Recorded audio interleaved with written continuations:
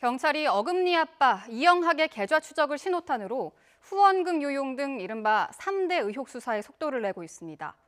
경찰의 초동 대처가 비판을 받는 가운데 피해 여중생의 부모는 YTN과의 전화통화에서 실종 신고 당시에 경찰에 이영학 딸의 이름은 물론 아이의 옷차림까지 자세히 말했다며 분통을 터뜨렸습니다.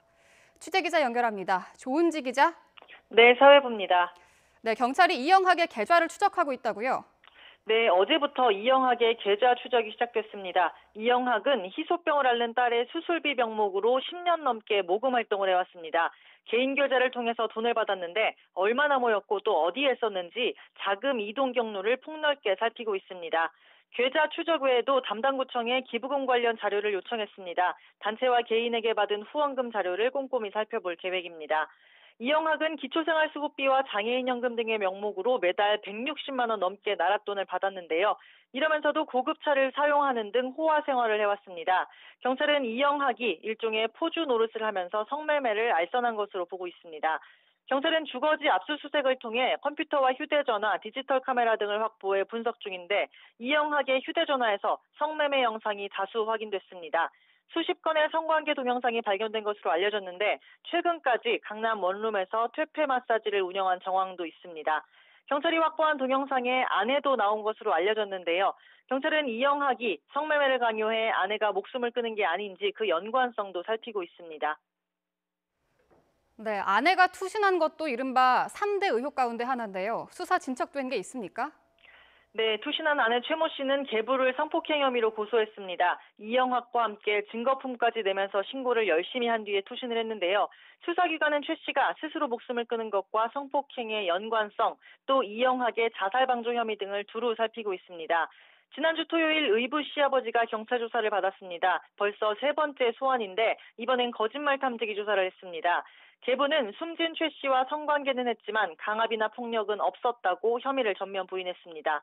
최 씨는 고소장에서 계부가 총기로 위협하면서 성폭행했다 이런 내용을 적었는데 검찰은 주거지를 압수수색해 엽총 등 총기 5정을 압수했습니다.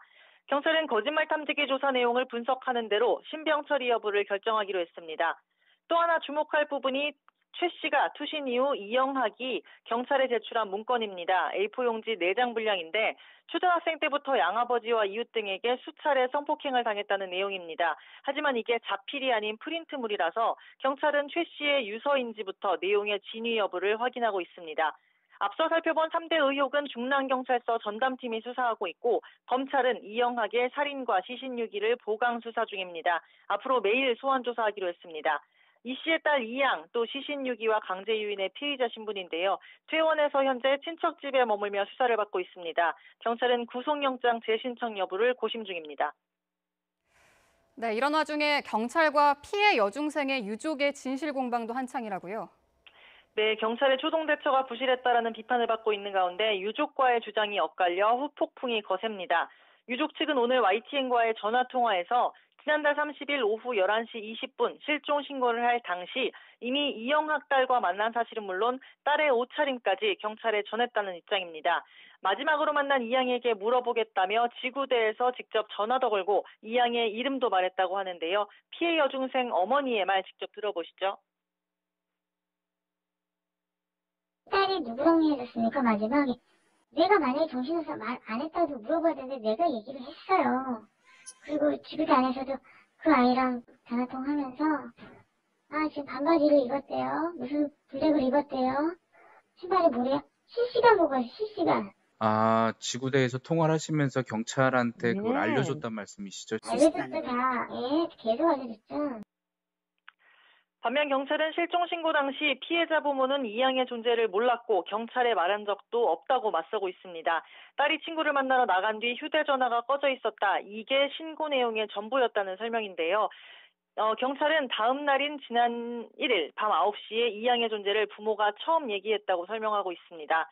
서울경찰청은 이 진실 공방을 비롯해서 보고 지휘 체계가 이루어지지 않은 경위와 늑장 대처 등 초동 수사 부실 논란에 대해 전반적으로 감찰을 하고 있습니다.